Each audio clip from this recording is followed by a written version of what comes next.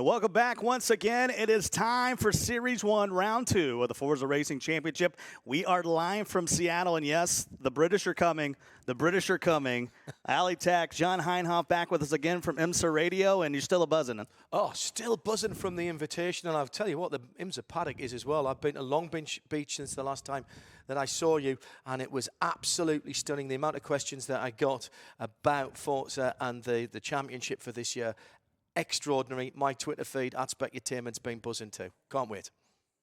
Well, Ali, it is just another week in the Forza Racing Championship, but $250,000 on the line. It's going to be a grind. Yeah, I mean, this year, Forza Motorsport, Forza Racing Championships, the hostess with mostest, isn't it? Loads and loads of events out there, loads of ways to get out and to do some racing. All you need to do is get on your Xbox, load up Forza Motorsport 7 and put a time in for these events. There's loads of ways to set times on the Forza Racing Championship. What about that week after week? Not only you got to go through the rivals, you got to go through the Sunday heats, just to even get here to the Wednesday Showdown. Well, we want people to have to earn that $250,000, Scott. You know, it's a lot of racing, and you have to prove over and over again that you're there and you're capable of fighting with the top drivers. Well, we got some amazing racing coming your way today. We're going to be starting off with Europe.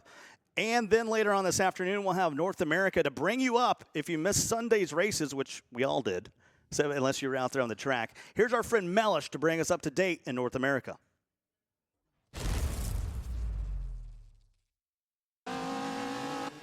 The NA Regional saw LMR Harmonic started off pole position here at Silverstone. 3 drivers' rubber panels allowed AMR Hurricane to make a quick getaway for the first couple of corners. Hurricane, though, feeling the pressure of having the world's best drivers behind him was just too much to handle, and once again Harmonic and Lightning were in a world of their own, fighting for the lead towards the start of the second lap.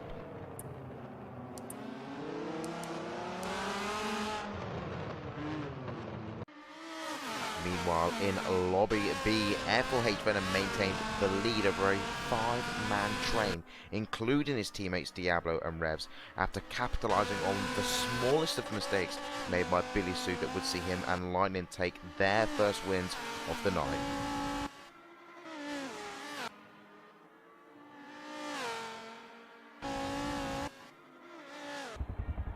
Controversy sparked going into race number 2, however, with Lightning starting down in 7th, giving Harmonic the space to pull away from the pack without even having to look over his shoulder for the rest of the race.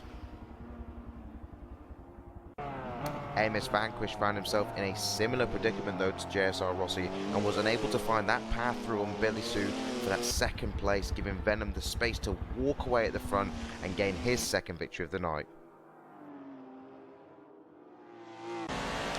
Penalties were being handed out thick and fast, seeing FTR Vane next to slip down from 2nd to just inside the top 10, but that though didn't stop the American weaving his way through his opponents and running a fantastic recovery race. After a poor result in race number 2, Lightning had to and did secure the win in race number 3 after a well-executed dive bomb into turn number 1, but nothing could stop that man Venom of being the only racer from the NA regions to match points with Lage and Box going into the Wednesday shows. So some good racing there on the top from Harmonic and Venom, but the interesting thing, John, is you have Lightning penalized again. He's sort of been like a lightning rod out there in the community. What's going to happen? We got a fast racer later on this afternoon, Lightning in the middle of the pack. Just like the real world, guys, sometimes you attract unwanted attention from race direction. And once that happens, you've got to play a little bit more carefully. Lightning's in a good position in the championship. What he really needs now is to make sure he gets a good, clean couple of races today. And then lets that spotlight shine on someone else, Ali. But, I mean, can he be clean, though? Like, he's a super fast driver, and maybe this is a weakness of his driving rather than, you know, just fluke or luck over and over again. This could be the sort of problem that Lightning's going to have to face throughout this championship. Well, the issue is he headed out to social media basically saying, hey, I didn't touch him at all. I feel like I'm, once again, as it was in the Wednesday Showdown 2 weeks ago, unfairly penalized. Are they picking on him, or are you going to side with the marshals here? I mean, John, you'll know all about this. Motorsport is so much about the head game, right? It's about where you are mentally. And Lightning, you know, he's feeling like a victim, How do you reckon that will affect his driving? I think he's got to get out of that mindset immediately. He took to Twitter, and the Twitter sphere was burning after the last race. I'm not sure that did him any good whatsoever with either his fellow competitors or indeed with the guys who are going to be making the decisions on what, if anything, happens in the racing later on. Well, we got North America racing coming on. The drama will continue later on this evening, but right now we want to focus on Europe, and Mellish once again takes us through what happened over in Europe.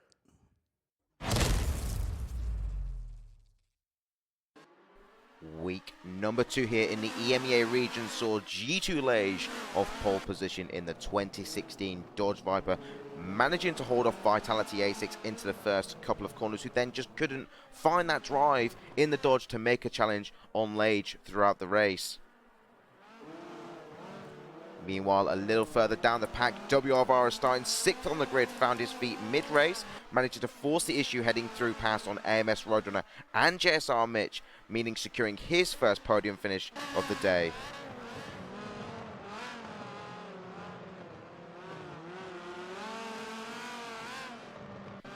The Mitch's teammate Rossi was also finding it hard to catch a break. The Flying Scotsman hunting down TPR Box, waiting for an opening, but it wasn't to be, with Box and Liège gaining wins in race number 1.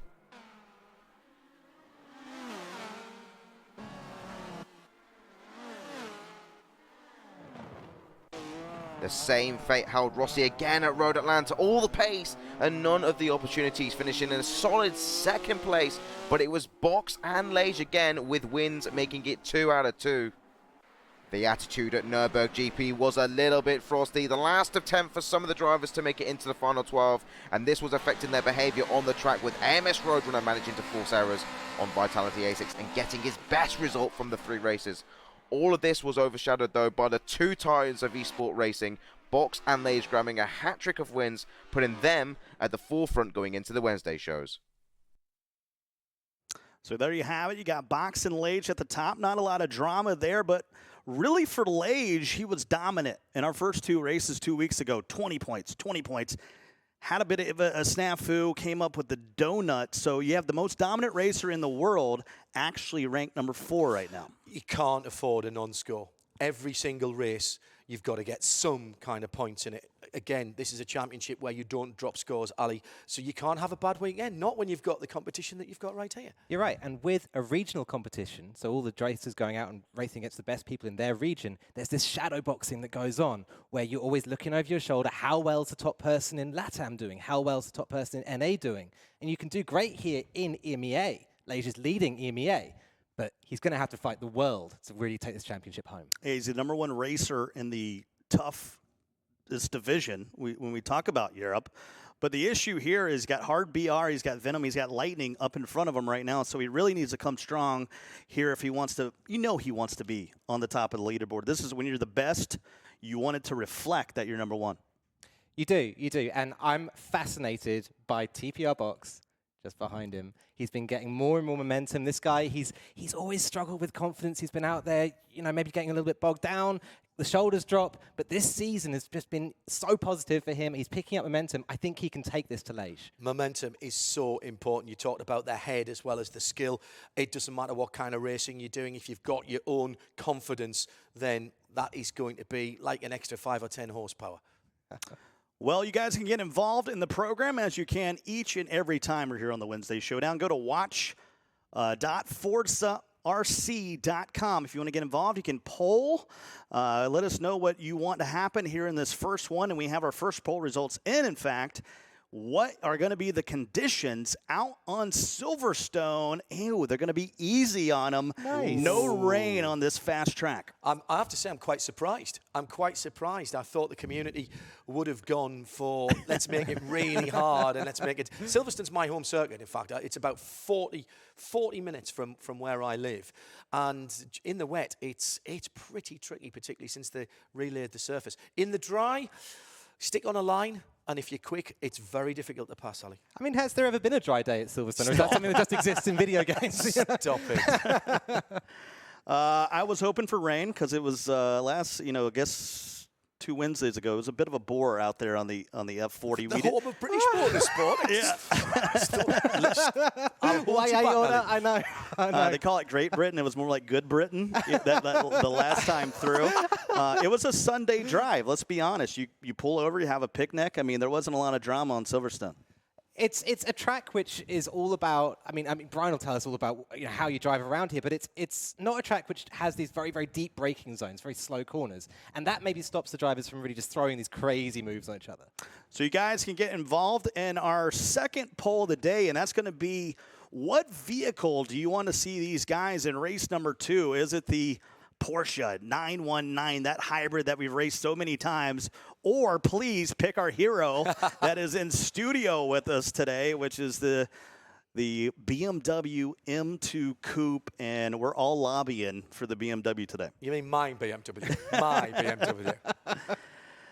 So get out to watch.forzarc.com if you want to get involved. That's always the headquarters of everything we do here. And speaking of the cars and tracks, let's bring in the Forza community manager, Brian Eckberg. What's going on, my man?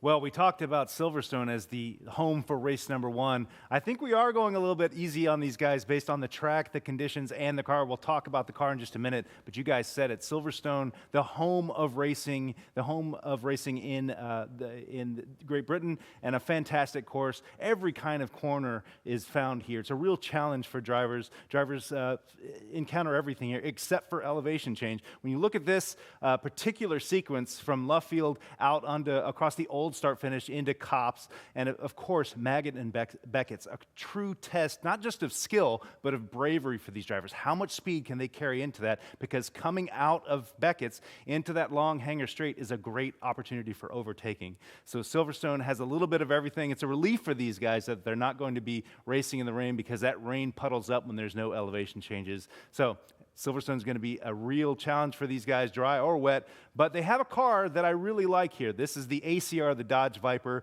It's been referred to as a race car with a license plate. I mean, this is an incredibly accelerating Viper. Everybody knows Dodge Viper, classic American muscle. It's got that amazing engine sound. But here's the difference between this Viper and a typical Viper. That huge rear wing that you see right now puts 2,000 pounds of downforce on that car, making it so agile through the turns. This is a car that's going to be able to handle anything Silverstone throws at it. All right, appreciate that, Brian. He's going to be with us throughout the day, bringing us all the analysis, not only with the cars and the tracks, but also post-race. We can't keep our eyes on everything, and so they're going nice on them. It's going to be a dry track. He talked about how easy it was to drive the Dodge on this, but with the Viper, you can push it to the limits. And if you don't watch it, next thing you know, you're going to be swinging really wide.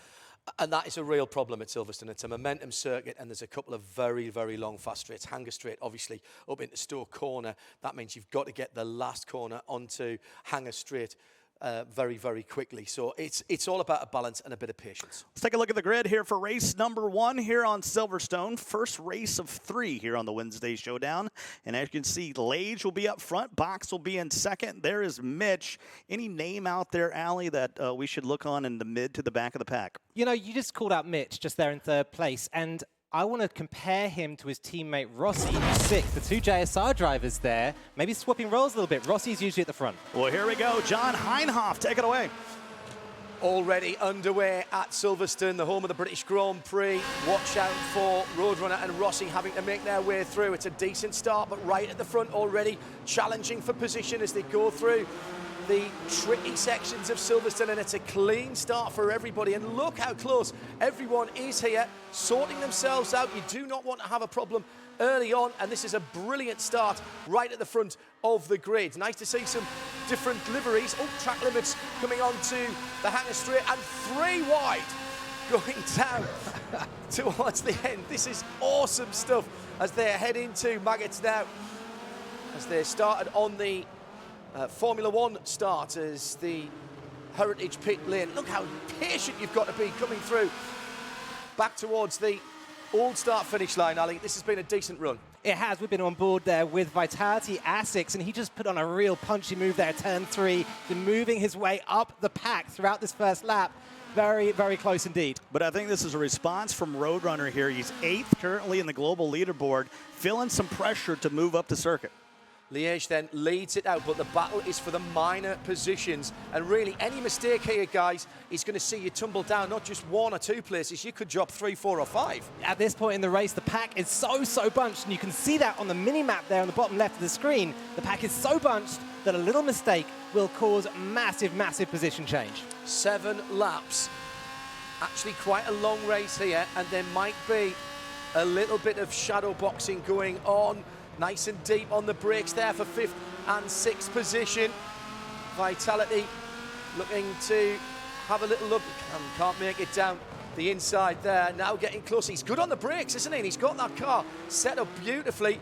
The Viper here, big engine right in the front, but remarkably has a near 50-50 weight balance. But on the rev limiter there, and that's going to slow him down onto the straight. Just up the front of Asics, we saw Roadrunner with a little bit of a gap starting to appear between him and the next pack. JSR Mitch, though, still running in 3rd position, so top runner of the Jap Speed Racing team. And this complex right here is so important. Coming off of turn 4 and 5, you really got to put the throttle down as you head down to Love Field. Rossi, the big mover, coming up to 4th position, and he's done that quietly but efficiently. That's exactly what we expect, isn't it? He's been listening, hasn't he? He's been listening away, thinking, I'm top dog at JSR. I'm not going to let this newcomer Mitch, my prodigy, beat me out there. Rossi looking to improve. And a slight mistake. And now there's a chance, and Mitch has gone wide. You can run side by side here if you tough it out.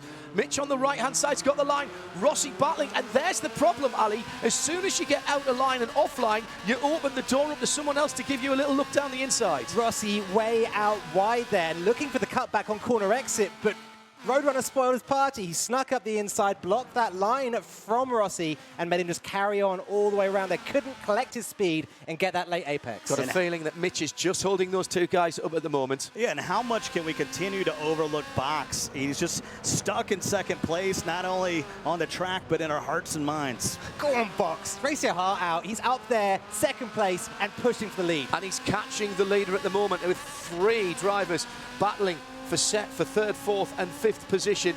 Keep an eye on that gap right at the front. Rossi looking racy, but Roadrunner sitting right in there as well for the podium positions, and Mitch defending as only he can. That's the interesting thing with JSR here. You got Mitch and Rossi both together, and for me, it's about time that Rossi woke up a little bit. Well, I think Mitch is being very clever here, though, guys. He's not parking the car on the apex of the corner, but he's making that Viper very wide indeed. As Vitality XX tries to go through and does go through, and that's what I was talking about a few moments ago. Make 1 mistake, 2 positions disappear. Roadrunner, the guy we saw spoiling Rossi's party last time out, now slipping back into 7th position. Asics up there, and he's behind Rossi now. He's behind that JSR inter-team battle. So will Asics be a little bit kinder on Rossi and give him the chance to get through? Roadrunner down in 7th, might get a chance to make up some ground here. 3 wide again at the front of the field. The leading pair actually not having to worry too much about this, and I'm just wondering how much they're thinking about points now and not racing each other. Can't say that for this battle pack. These guys are crazy. Look how close they are. 5th and 6th battling away down the long straight. Now down through the gearbox into the complex towards what used to be the end of the lap as well, now coming into Love Field. Easy to just try too hard here and let the car drift out, and you're onto the old start, what's called the Heritage Pits now, on the right-hand side. How good of a turn 1 must have Cops would have been back in the day. Absolute fabulous. Ends up being turn 9 now as you head down toward that complex of Maggots and Beckett's. That's really can really make up some time.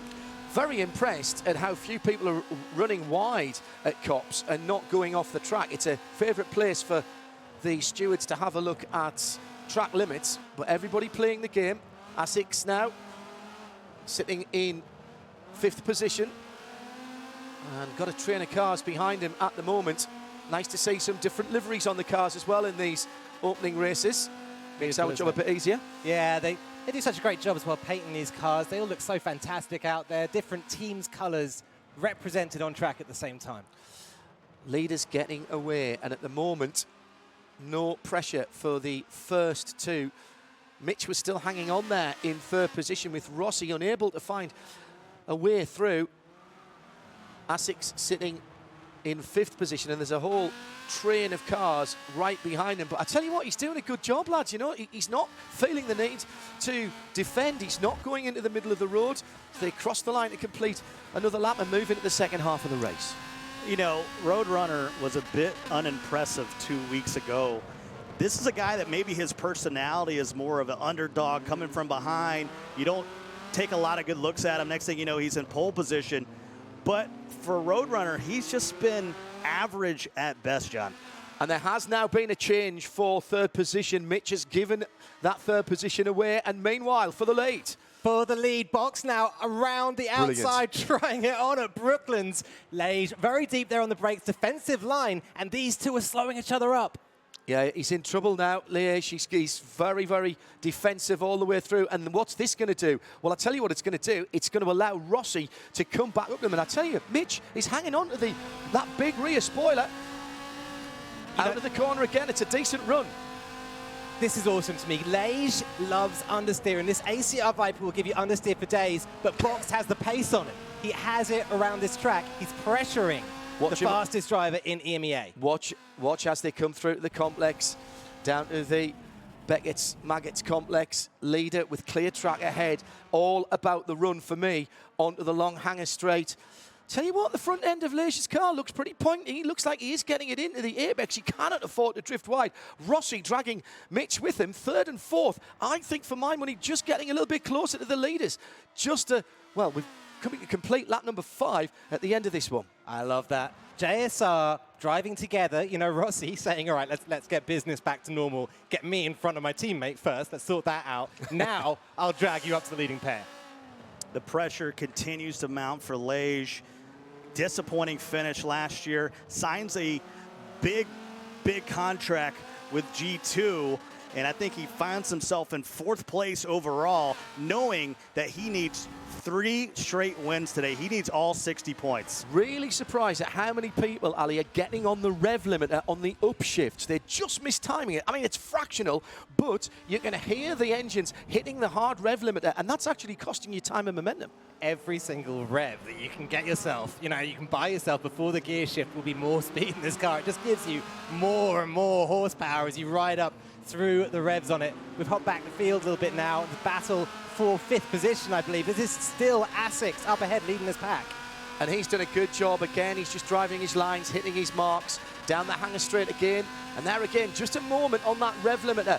Just when you want to be right in the slipstream. Sorry, my apologies, not quite that far round the lap. That's down into the final complex of the old track. The BRDC building in the background. Coming out through Luffield and onto the old start-finish line. Imagine Woodcote when you used to come tearing down through Bridge and straight round there in a Formula 1 car, and it was pretty much flat out. Yes, please. I mean, Box, you know, look at him though. He's so poised. He's watching Lage, and he's using Lage's lines to make himself faster, learning as he drives and adapting. Just our first race of the day. We got a lot more coming up from Europe, North America later on this evening, this Wednesday. Wednesday is the new black, is the new Sunday? I don't know, but this Wednesday Showdown is a reason to get up and watch some racing. Coming into the money laps now, where is the pass going to be made? If Box is going to try and do Liège, and that's the first time I've seen Liège going really defensive into store, came into the apex early, that's going to cost him speed.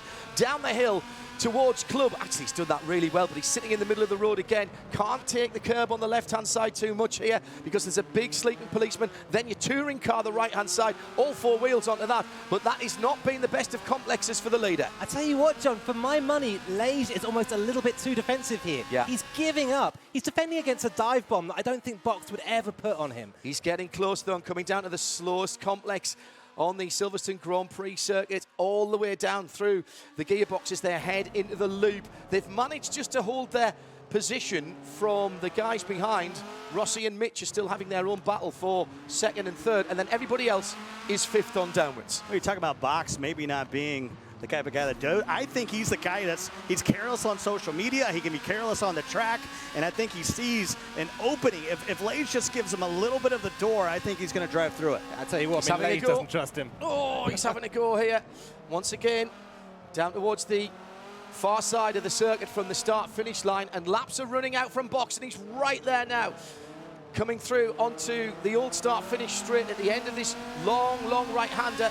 Yes, there's Woodcote, but that's flat. You're just accelerating all the way through here and setting your car up for the insanely quick Copse corner. Right-hander. Don't brake too much on the curb. One gear down. Wait.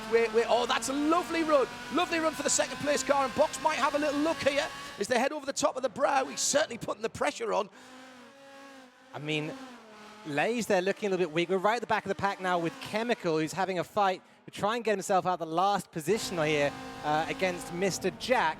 Box and Lage, though, are still going at it, so I'd love to see that. Yeah, I'm not saying the back straight. I'm not saying who cares what's going on at the back, but when Lage is getting pressure from Box, this is the story right here. He's got the draft down the hanger straight. Needs to go early if he's going to go, and couldn't do it. Into stall. Wait. Got to get really through the corner. He's on the power nice and early. Now has to go to driver's left here. You're not going to drive around the outside into the right-hander, into the left-hander at the bottom of the hill at Club. Oh, my goodness me. This is a real dash for it as they head onto the final lap this time around. So predatorial from Box. He saw his lines there just through the last chicane. Always a little bit wider than Lage. Always ready to put the power on a little bit earlier. And there's no question, Box is the fastest car on the circuit right now. Lage just happened to have the pole position. Got to go down the inside here, and Lage knew it and went in early. Now, can we do the cutback through into the loop? He's got round the inside. Almost an opportunity, but couldn't get the power on. There's just not enough grip there. We'll do it again through the tight left-hand, the slowest part of the circuit, out onto the Wellington straight. Oh, wheel spin from the leader. That could be very, very costly indeed. Got to get to the left here.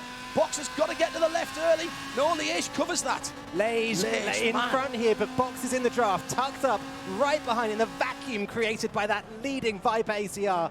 There's a chance here for Box, and he's got to seize everything he gets. Scott Box has been superb here, but you've got to say, leading with all this pressure on, Lage has done a great job too. And normally he doesn't have to play defensive. He gets the clean air, he runs way out in front. It's a battle for second place, but Box is proving he belongs. Half a lap to go in this opener on the Wednesday Showdown for the European section, and this is to take the win. It's got to be Stowe Corner. Box has got to set himself up coming out onto the hanger straight, unless there's a mistake from Lage, and Lage just doesn't make mistakes. He doesn't. He's a machine. Box is making him look sloppy here, though. You believe that? A little bit of a tap. That's onto the back straight. I wonder if that's killed Box's run. Has that diffused this battle? Can he still make a move here? There's one chicane left after the uphill corner here at the end of the straight. So through Stowe, the right-hander, and then downhill into the chicane at Club. There is an out-braking manoeuvre, but Box is going to have to be closer than that. I don't think he's going to be able to do it, unless there's a mistake now under braking. Lage goes directly to the middle of the road, very defensively. Now it's going to be a drag race to the line. It's going to be close here, guys, and any mistake on the exit. Here comes Lage. He's going to take top points here, surely, as he dashes for the line. It's only a short run to the finish, and he does take it. Wow. Box gave him everything he could handle, guys, but unbelievable racing between those two, and I take it all back. I called it Good Britain instead of Great Britain, but that was great racing on Silverstone between Lage and Box. How dare you? How dare you, sir? How very dare you? My local track and the home of the British racing track. No, actually, that was really great driving by both of those guys. I mean, the thing is, Lage is not used to having that kind of pressure for the whole race. Rossi pushing up into third, it looked to me, by the end there, and he made up a lot of positions, but was clean. He was decisive. I thought that was a pretty decent race from all. From all of them, Lage and Box there at the front is going at it like cats and dogs. They're going to be two boys sitting there with shaky thumbs right now after all that concentration and just zoned in on that track. Was there any question that Box was the fastest guy on the circuit, just happened to not have the pole position, even though he came through and won all his Sunday heats? I mean, he went 20-20-20 out there. He just happened to not get that starting position. That was the difference. I think he showed commendable restraint and patience there. There was a couple of times when he was very, very close indeed to having a look, but it just wasn't there. And what he didn't want to do, I'm sure, was to put a move and then get a penalty that pushed him down the scoring tower. He didn't. I mean, there was a little bit of aggression there from Box, a little bit of tapping, but he didn't really get any advantage from it. But, you know, is this the moment? Is this the changing of the tide? Is this Liège no longer the fastest driver out there on the track? Or was it just a combination of a powerful car on a fast track when maybe things get a bit more technical? That's where you see Liège really shine. When it's just a full out, you know, put the pedal to the metal, boxes as fast as anybody. I don't know what it was about how Liège was driving, or whether it was in the car setup or whatever, or something that he didn't like, but he just wasn't quick on the centre of the corner. Centre off. Apex to your out point, for those in Europe, was just not good for him. And some of those little touches, that wasn't in the braking area. Had that been in the braking area, the stewards would, I'm sure, have looked a little bit closer at it. But because it was centre out, it was basically the leader not getting on the power early enough. And what Box was trying to do was take a little bit of extra momentum onto the straight. And I think that says something about how Liège was driving. Hold up here. So are you thinking that Liège came a little bit off the power to slow the momentum of Box, or was it just... If he was doing it, he was doing it very, very consistently and very cleverly. He wasn't using the brakes and parking it on the apex. That would have been too obvious. It was just, he didn't seem to get the transition alley back to the throttle as quickly as Box could in second. You're absolutely right. And you could see the distance just closing up there as they basically roll off power, roll off brake, and just try and get the car hooked up and rotating through the apex. Box had it so perfect there and so smooth. That was really incredible. Well, let's go over to our guru of Go. Brian, what did you see in this race? Well, I saw fantastic racing just like you guys saw as well. We're going to take a look at the replay of some highlights of the race, including that start, which was fantastic. But yes, I think, you know, as we were looking at it in the back, we were looking at a fantastic 1-2 matchup between Box and Liège. You know, a great start on Silverstone. It's a high-speed first corner, so you saw these guys getting, you know, really clean start, getting things started in the right way here at Silverstone. They were sort of single file and moving towards where they might end up as the race went on. I love this battle. One of the things we were looking at a lot is the battle between JSR Rossi and JSR Mitch. There's a lot of good back and forth there. We saw Roadrunner sort of fall behind there. Rossi really took advantage of that. But really, guys, as you were talking about, the story here was this fantastic battle between Liège and Box. If you were looking at the telemetry in the back, Box set the early fastest lap, and it never went away. He had that 2:04, I think it was, and a 2:04.8 fastest lap. Fantastic result for him, and it showed he is here to race. Excellent stuff. And we talked about, you brought up Roadrunner, just caught up in a logjam with Virus, all the rest of the guys not being able to aggressive enough to move up. And at this point, you know, if you're Roadrunner, you're defending champ, you're 8th on the leaderboard globally, at some point you're going to have to get aggressive. And he did. You know, he kind of tried. Yeah. But there was a moment there, wasn't there? Roadrunner just slipped down into the mid-pack. And, you know, let's not forget, Roadrunner didn't have a great invitational either. You got to wonder if this stuff is building for him. This is, the pressure builds with these guys, and he's seeing two of the best in the world, and he's seeing Liège, of course, and he's seeing TPR Box really nipping at his heels, and he's wondering, do I have a place here in the top 5 in the world? Well, let's take a look at those provisional results of race number 1. It was a good one that had a battle between Liège and Box. But, you know, and that was a great story. I think Rossi was the big gainer there, starting in the middle of the pack, able to move up even past his teammate. But you can see Roadrunner. He was in a Virus 7 sandwich. And at some point, if you want to prove last year wasn't a fluke, you got to start racing it up. And I know this is a long play. I know this is a long series here in 2018, but at some point, when is he going to start proving people that he belongs, that he's as fast as anybody in Europe? The only thing that I would say in his defense was that he lost those positions trying to make one up. And it was so tight in that midfield. The moment he got out of line, he was clotheslined. He was just going to drop back. And he lost 2 of those 3 positions that he lost whilst he was battling further up the field. He had made a couple of positions off the start, just couldn't hold on to them. As a driver, though, you do make your own luck to an extent. And he, you know, when you look at Lage, when you look at Box, they're planted on the road. Their rear tyres are right there. They're smooth on the way into corners, smooth on the way out. And a little tap on them, it's not going to see him tumbling too far down the field. Roadrunner, he's ragging that car at its limit all the time, maybe pushing it a little bit too hard. And so a little bump like that can really see him losing a lot of time. No, so we're in the adjudication process. We love racing as much as the next guy. But right now we have the opportunity to think back. Did we see anything out there? I talked about maybe was Lage being diabolical, holding off on that final lap, or just a bad run by Box? I think Box had a couple of chances. We saw them with Brian on the highlights. There was a couple of overlaps when Box was there, but he was on the wrong side of the track, really, to make a concerted and decisive effort.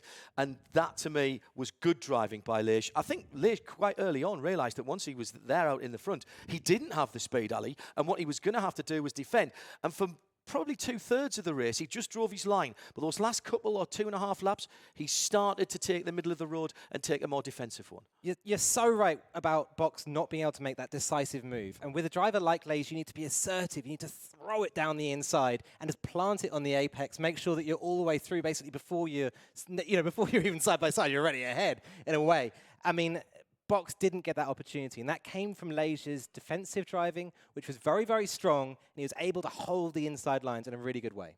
Well, we still have 2 more races to happen here in Europe before we head to North America later on this evening. But let's take a little bit of preview of what we're going to see in North America. Here's the leaderboards as we worked through those Sunday heats.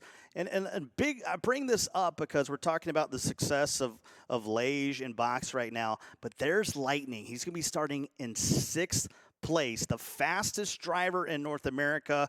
Debatably, Venom might say a little bit different, but Lightning definitely the most salty right now for being down in 6th. What a great teaser for the racing coming later today, right? Lightning way back there, 6th place. He's going to have to fight from the start, work his way up that field, and really make himself competitive by the end of the day, right? I mean, yeah, this is going to be an interesting one for Lightning, who already we've seen is a little bit aggressive sometimes when he's making passes. Well, if you're just joining us, let's take a look at what happened in Europe on Sunday as we look at the leaderboards once again coming into these races. We know we got Lage and Box 1, 2 in race number 1, but this is how they set up. So the question is, since I'm a total noob, how the heck was Lage on the pole? Yeah, so the way it works, if they're tied on points, and you can see both drivers there scored 60 points each, so won all 3 of their heat races in the semi-finals, then the marshals will take the race time for all 3 races, add it together, and say who completed their races in the fastest time possible. And there, Lage pipped Box. So that, because they were on the same tracks and using the same equipment, it's a direct comparison. Exactly. No, I right. think that's reasonable. I like that. It's quite similar to what happens in Race of Champions, actually. If you get a tie on points, it goes to complete race time because everybody's used the same equipment and obviously on the same circuit. So, yeah, that's mirrored in the real world. We like that. Might have been the fastest on Sunday, but not the fastest on Wednesday, especially for race number 1. I mean, there was no question. You have to think to yourself, was Lage just being defensive, or was Box that much faster? You know, I think that it's an important question to ask, but in a sense, it doesn't matter for Box because that head game that he's playing, you know, before this, we were starting like, can Box beat Lage? Is it possible for him to do it? Is it possible for anyone ever to be faster than Lage the monster? Yes, he can. He's just done it. And now he just has to do it again and again and again and beat him on track. And I love this. I can't wait to see if he can manage it. Well, I know of at least 3 guys that drive that are faster than Lage because there's the global leaderboard week to week that shows you the fastest guys worldwide, and it's actually the Brazilian Hard BR that we saw in the Invitational. Lightning 2nd, Venom 3rd. Then you see Lage, Wesley, Box start to work out. But you saw Hard BR and how fast he was, John, at the Invitational. He's continued that down in Brazil. You can only race the people who you've got out on the track with you, and he's done a great job and rightly sits at the top of the standings. Everyone else is chasing him down, and look, by the way, at where Roadrunner was in that, down in what, 7th, 8th position. But the top 5 are separated by 17 points, so it's not over and done with by any stretch of the imagination. First week of a competition that lasts all year. We've got such a great amount of events for people to be taking part in, and so much racing left to go. I mean, Harbiar, yeah, he's up there right now. He's done an amazing job out there in LATAM. I think this week, though, he hasn't won all his races, and he's leaving points on the table, which other drivers can pick up if they really perform. Well, and I think that's the mentality. We're in series. This is round 2 of Series 1. You can't win the series in the first couple races, but you can certainly lose it by, trying to take one spot, trying to go from 4th to 3rd. Next thing you know, you find yourself down in 12th, taking a goose egg. We have so much racing going on this year in this competition. The cream of the crop worldwide. We have tons of broadcasting. If you want to get involved, we talked about that weekly grind of getting the rivals events, getting the ghost races, the Sunday heats, and of course, us here every other week on the Wednesday Showdown. 250,000 reasons to be successful this year, to jump on the grind. But it is a grind. It is really, you're going to have to prove week after week, Allie, that you are the best. There are so many different cars and tracks on Forza. There's so many different ways of racing, so many different weather conditions, times of day, all these different ways that you can combine it to make great racing. And you can't just win it on one. You can't go out on a Viper, 2016 Viper, and do it around Silverstone and think you're the best in the world. You can see our broadcast schedule. There we are, just in our 2nd week. So many great racing coming your way. Well, it'll lead us all the way down to the Series 1's playoffs. That'll happen right here at the home of the ForzaRC and Seattle, Washington. We'll be heading to Mexico City, and then London. I've never heard of it. Is that it's a little town. Is that somewhere in Texas? It's a tiny little village in the south of England, about an hour and a half south of where I live. You'll love it. It's very quiet, hardly anything happens there, to be honest. Well, we're a moment away from the official results of race number 1. Adjudication is complete. When we come back, we will have the official results of race number 1.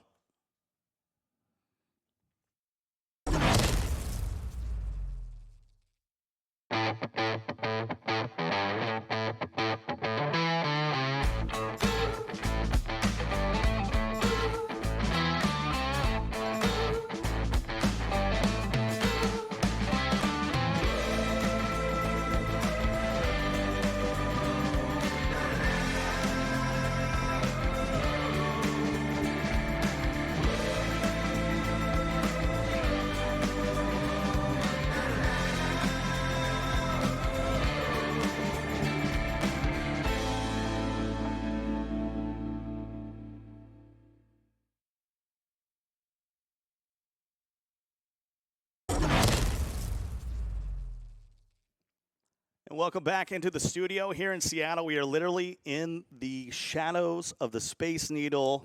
So much going on. We're not too far from the market, not too far from the water. We'll have to get down there and get our grub on here in Seattle. That sounds reasonable to me. It looks great. I love this town. It's fantastic, and I'm only just getting to know it. Yeah, it starts to grow on you as the more you hang. It's not all about coffee. It's about racing, and here are the official results of race number 1, brought to you by our fine folks at Playseat and Plantronics. We got the Rig Series at home.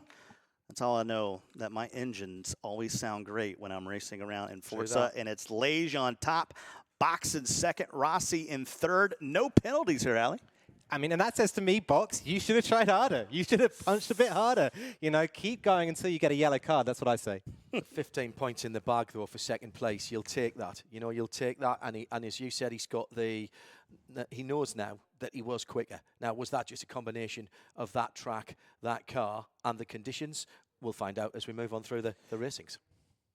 Well, we've been asking you guys to get involved out there on watch.forzarc.com. And the poll results are in for race number 2. Which vehicle are we going to be in? Oh, man, surprise, surprise. We bring an M2 into the studio, and people say, no, give me the 919. I told you we should have brought a 919 spot. I told it time and time again, and, you just wanted to keep it at home for yourself, didn't you? It looked too good in the garage to get out. I'm worried about that sometimes the weather is iffy, even though it's been great here in Seattle. I just wanted to leave the 919 at the house. That does mean I get to take the M2 home, though. That's great. Yeah, if they don't pick it, if they don't use it. I've picked it.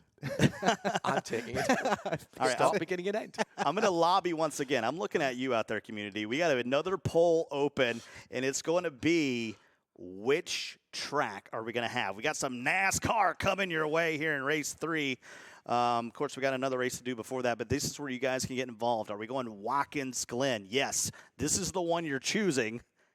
There's only one option. It's called Watkins Glen. There happens to be another option. I don't even know what it is, but we want to see some NASCAR on Watkins Glen. Bagsy Cole Trickle. I'm Cole Trickle. Rubbin's racing. You can be Randy Burns. Rubbin is racing.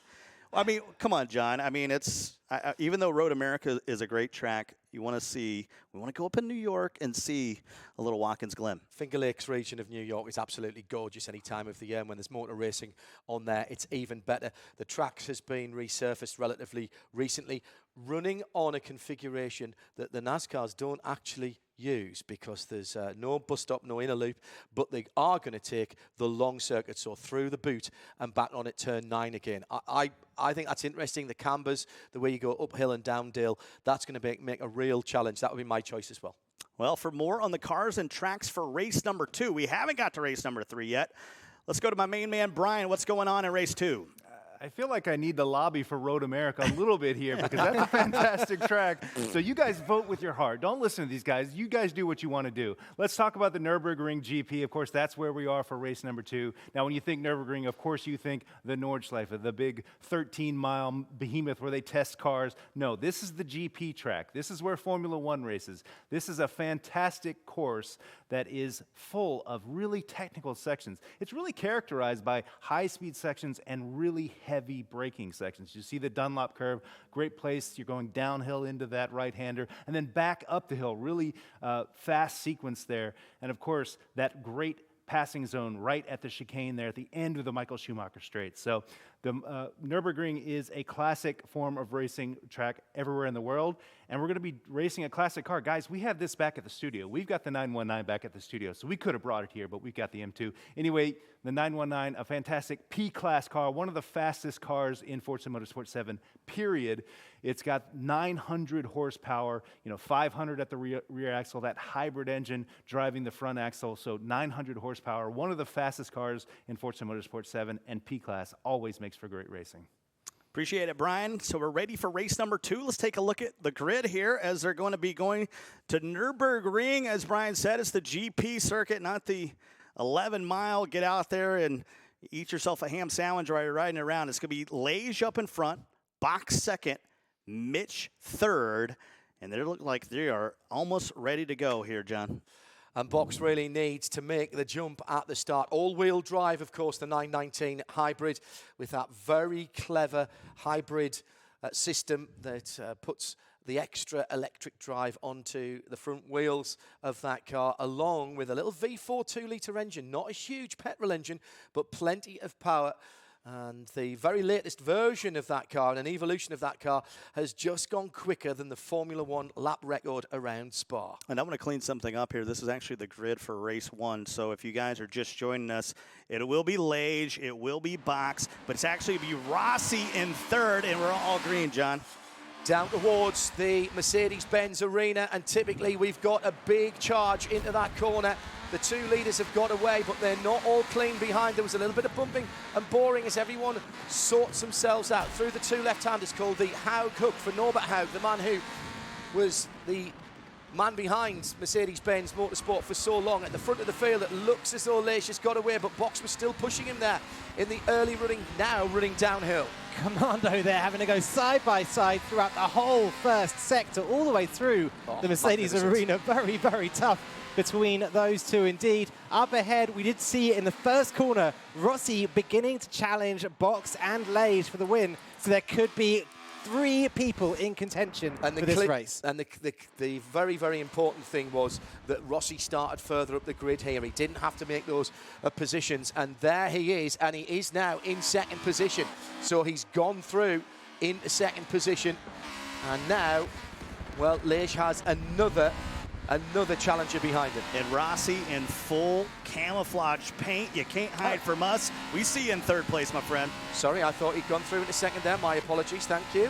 I feel like Lage has driven the 919 before. Isn't this the car that he lost season 3 of the Forza Racing Championship? Salt in the wound. You got to bring that up right now. That's what's happening. Do you think he's been back in that car since that race? You just had to bring that up again. You just had to bring it up again. leading 3, beginning to pull away. Everyone else fighting over scraps at the moment as we come out of the final quarter curve and onto the start-finish line. Difficult downhill braking point into the first corner, and there's a slight kink just before it as well. You leave the inside wide open, and if you've got a good run down there, you can get a little bit of a dive down the inside. We've seen it many times in the real world before. These Porsches, the 919 hybrids, I've seen them in the flesh here, and the way they punch out in the final corner is extraordinary. You see it with your own eyes, and you still can't believe it's like real world has been put into fast forward. And Liège again, just doing what he needs to do at the moment. Box not being able to challenge quite as much as he did in the previous race, but he's not out of it at all. I wonder if he's looking behind him because Rossi is right there. Yeah, I think you're right. You know, he didn't have to play defensive. He was able to charge Liège there in race number 2, but right now he's got Rossi in his rearview mirror, so he's more concerned about holding on to that number 2 spot.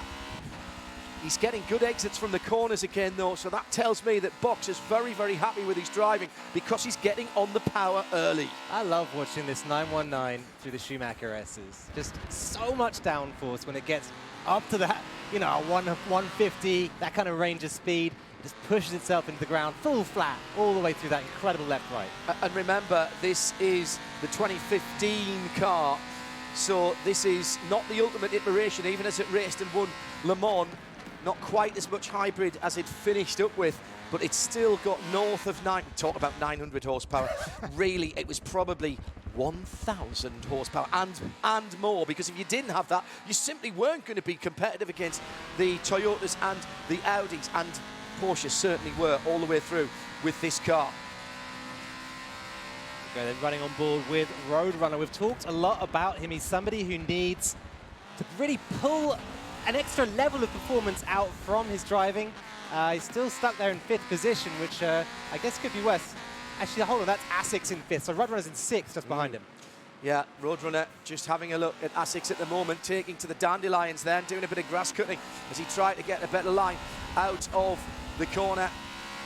And over on the far side of the circuit from the start-finish line, this is a lovely flowing circuit, and it does have actually quite a bit of elevation change. From here on down, you're going downhill all the way to the bottom to the old Dunlop hairpin with the scoring tower on the driver's right-hand side. And the really astute drivers, even in the race cars in the real world, will have a little look just to see who's sitting in behind them. A lot of drifting done around that sort of the part of the circuit as well. And how deep is this European grid? That's a good point. On the North America side, a lot of these guys would be pushing for that top spot. Right now, they're just trying to hold on for dear life in 5th or 6th. Rossi with the camouflage still sitting in 3rd position. Haven't seen any really decisive manoeuvres.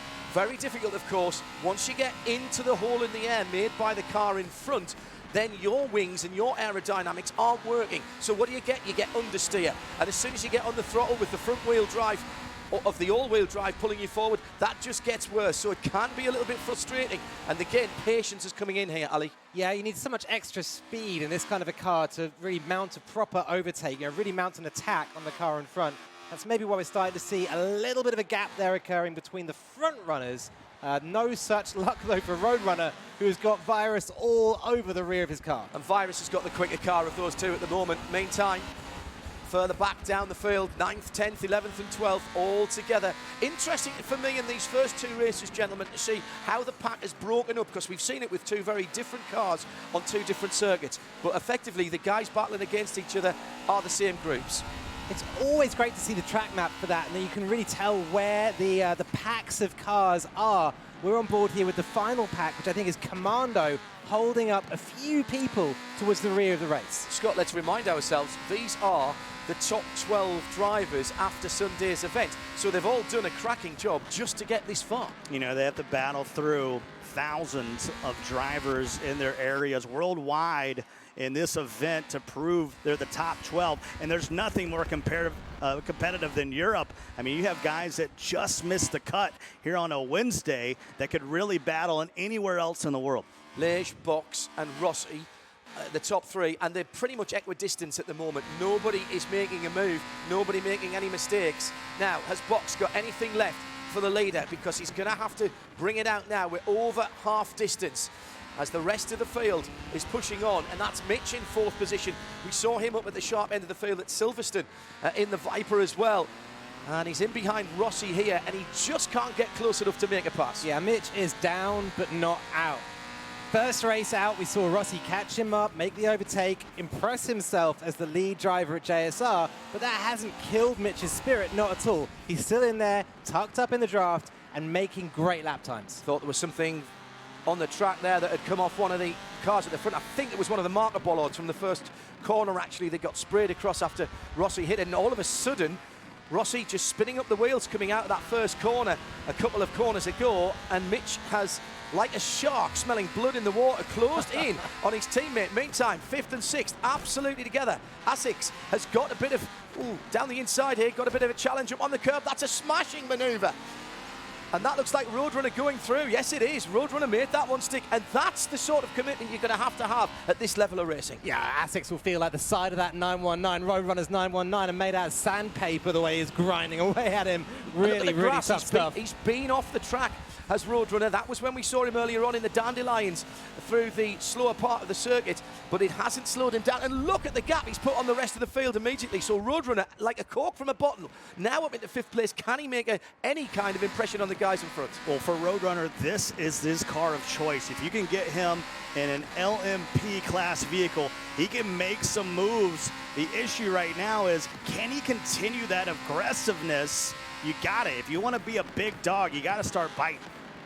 It looks like Virus has gone through into 6th as well, so that's another position loss. Yes, he has, and that might mean a slightly different issue for Roadrunner. But actually, I'm really impressed, Ali, how quickly Roadrunner has got away and set off after the top 4. Mitch will be his next target of opportunity. He's locked. Finally, Roadrunner's locked, and we can start to feel like he's going to be able to put some decent results here in the ForzaRC. It's a big old dive there from Asics. That he must be frustrated, lost a couple of places in a lap and a half and trying to get it back there, but I don't think he had position down the inside. Leish at the front of the field is, well, he's not clear. He can't afford any big mistakes. He's got probably 15 cars lengths, better part of a second. That will be in time. 2nd place still boxed. Then it's Rossi in 3rd. And perhaps a slight surprise, gentlemen, that Rossi hasn't been able to close in on the 2 leaders. Feel like he should, right? You know, he's right up there in 3rd. He's had the opportunity this time out. He's close to Box and Leish, but not that close. Not as close as Vitality Asics is currently to Virus. 2nd German runner in this race, Virus in 6th. It's looking like he's holding up the pack behind. And for Rossi, you might just be a 1/10 of a second slower. But every lap that goes by, you start to fall further and further back from the speed of Leish and Box. It's an extraordinary run at the front of the field again for Leish, and Box trying to keep him honest. And this is the battle for 6th position with Asics, the meat in the sandwich at the moment, because he's got to look forward and behind. Asics having a look, and who's that in behind? Is that 7? Yeah, it is. In that white and red machine. Lovely colour schemes again here. And I actually wish Porsche, Audi and Toyota had taken a little bit of a lead from some of these, because they were all at one stage red, white and black and looked nigh on identical. It's worth noting, if you're just joining us, these guys are racing with no assist on. For me, I wouldn't be able to get through turn number 1. These guys are fabulous to be able to hold a car with 900 horsepower to the tracks, over the bumps and the curbs without upsetting that 919. And Rossi has been passed by Mitch. Mitch has gone through into 3rd position. There's one for the archive. Put that one in your diary and mark it as a red letter day. The other thing to remind everybody, if you're new to this, particularly coming in following real world motorsports, this has to be done on a gamepad. No wheels and pedals here. All of these guys are driving on a gamepad, which I find extraordinary. But what a run by Mitch there. Caught Rossi. And what we didn't see was whether Rossi made a mistake or whether Mitch just dragged back to him. Maybe turnabout fair play. You saw Rossi overtake Mitch in race number 1. Mitch says, I've had enough of it, my friend. I'm coming back. Can't be team orders, surely. So 3rd, 4th and 5th with Roadrunner has bridged the gap. Roadrunner has bridged the gap now and it's right on the tail of Rossi. This has been a better drive from Roadrunner too conservative by half, I reckon, in the Silverstone race. Didn't make up any positions. In fact, he dropped positions from his starting position, but now he's on the way forward. Loves this 919 hybrid from Porsche and is putting pressure on Rossi at the head of the field, so it's still Lejeune box. And that's what you can't do, Ali, when you get overtaken. You start to hang your head, you slow down a little bit. Next thing you know, Roadrunner's in your rearview mirror. Yeah, absolutely right. Someone's put some firecrackers in the rear of that 919. It's absolutely flying now. Tucked into that double draft up ahead. The two JSR drivers punching a big old hole in the air there. On to the last lap of the Nurburgring Grand Prix circuit. So late on the brakes for Roadrunner. Looks to the outside. He's going to make the cutback. Just used a little bit of handbrake there, I think, as he tried to rotate into the first corner. He's definitely got a good car underneath him. Mitch in third position is the white car, just ahead of the camo of Rossi in fourth position. And then fifth is Roadrunner sitting in behind. Meantime, for 7th and 8th position, make that 7th and 6th position. A6 just holding on to it. How is Asics held on to that? He'd lost that position 3 times before he actually got it back. Absolutely brilliant. It's like great dogmatic driving, you know, just does not give up. Keeps punching through the gears and just manages to edge himself ahead of Virus. I'm holding my line. And what about 7 as well? It's been a good drive for him as well, but he hasn't been able to put a move on either of the guys ahead. And it's still Leish who's leading overall. Then the battle further back down the field. This has been a decent one as well. But Rossi will be disappointed. He got him into third and now sits in fourth position behind Mitchie's teammate. Only a few corners remaining. Leish looks like he's pulled it out of the bag once again. It's been a commanding drive from him, but not the most commanding we've seen. Roadrunner still isn't finished. He wants another position, has 5th, wants 4th. It's Rossi in it. It's a short dash to the line from the final right-handed corner. And Roadrunner tries the old wide end. He'll get on the loud pedal early, but no, I don't think he's going to make it. No, he hasn't. So those positions will continue as they were. So Leish, no. Leish wins it. Leish wins it from box in second place. We'll wait for the provisional results to come through. Not quite the action, I think, that we saw in the first one, Scott, but my goodness me, Mitch is going to be happy. Yeah, most of the action, it did come from Mitch. Continue to press his teammate, Rossi. Rossi, we talked about it, maybe hung his head for a moment there, but next thing you know, here comes Roadrunner right up his tailpipe, and he had to refocus himself immediately, noticing, okay, I lost third, but I can't lose fourth right now just because Mitch blew my doors off. What I'm seeing here is like the plot of, you know, Star Wars Episode 1, 2, and 3. Never heard of it. You know, right, it's a small franchise. The essentially, the student becomes the master, right? Rossi's been out there. He's been teaching Mitch. He's kind of his prodigy out there on track, and Mitch is just starting to put down this pace, which Rossi can't match. And yeah, it's going to be just such an interesting battle between these two. I'm going to ask this, and you can tell me, shoot me down. There's no team orders, are there? This is not team racing right now. It's an individual competition. It doesn't hurt to have your teammate on track with you. You might not go quite as violently at each other. Well, and that's my point. If that had been another driver, would Rossi have fought a bit harder? Would Mitch have fought a bit harder in the first race at Silverstone? I mean, Rossi is one of the fairest drivers out there. I don't think Rossi would. I think Mitch maybe would have thrown it a little bit harder on him. And maybe would have got the move done earlier if it hadn't been Rossi. Well, the only thing I can tell you is you can paint your car camouflage, but I can promise you we still see you out there. But a good run from Rossi. He jumped up a few spots in race number 1, and then the next thing you know, in race 2, even though he lost a spot late, he's still okay with a middle-of-the-pack finish, especially in a field this strong. Yeah. I think that's right, and I think what he's done is he's ensured he's got a decent haul of points from the first 2 races. Race 3, gloves will be off, I reckon. Well, that's what we saw over here during our race. Let's get Brian involved. You got a different perspective watching from the back of the pack. You know, I was looking at the interaction between Rossi and Mitch in the previous race, and we did see these guys getting really close, but I think you're exactly right. These guys are working as a team. They're not trying to make much contact. Let's take another look at the start of the second race here. All these guys bunching up in the most difficult turn 1, 2 we've got here today. in the Nurburgring. It's so tight. It may as well be a hairpin that first turn, and these guys are bunching up.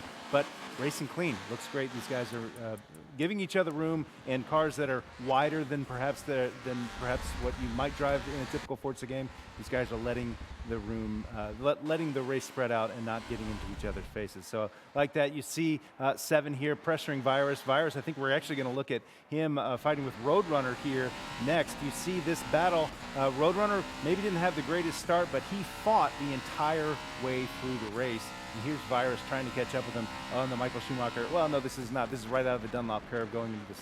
No, this is the chicane heading into the final corner here. So Virus and Roadrunner had a fantastic battle here, fighting for that 6th position.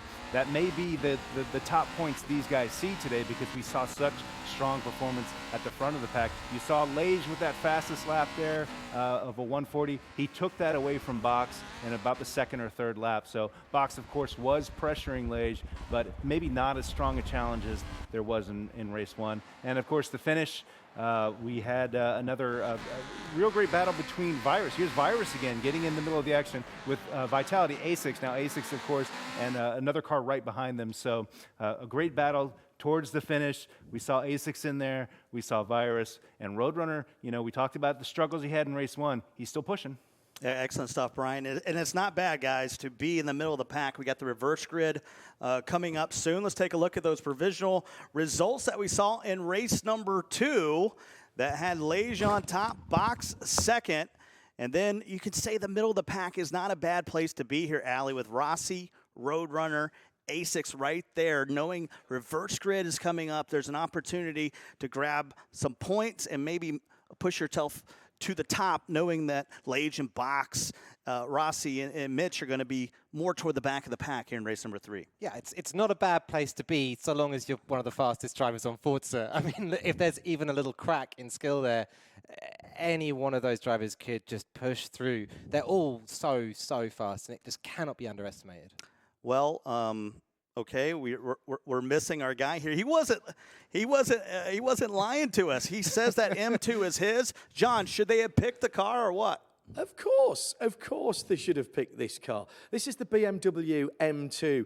This is the entry-level M-Series car, if you will. It retails about $54,000 over here in the States. As you would expect, the inside of this car is pure driving machine. The ultimate driving machine is what BMW call it. All the stitching on the steering wheel is something that I absolutely love.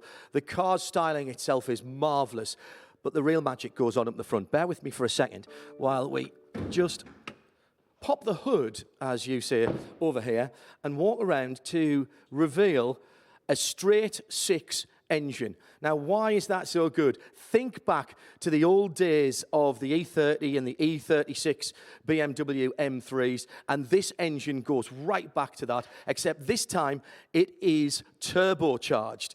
That means we've got nearly in fact, a little bit over 360 horsepower, plenty of torque as well. And with the clever BMW variable valve timing, the Vanos system, it means it gives good gas mileage as well, over 30 miles to the US gallon when you are on the highway. It's a great balance of machine as well. Even though it's a front engine, it's pushed all the way back, so there's just 51% of the weight at the front. There's a transaxle at the back, gets that lovely BMW driving balance. Also, sitting underneath here is BMW M3 and M4 suspension. That's why the car is around about a couple of inches wider than the standard machine. And if BMW Seattle think they're getting it back, think again. This is going straight into a container, out of the port, and back home to the UK. Don't care that the steering wheel's on the wrong side. I can drive it in Europe. Now, when we come back, we've got more racing as we move on to the final competition of our European part of this Wednesday Showdown. So don't go away.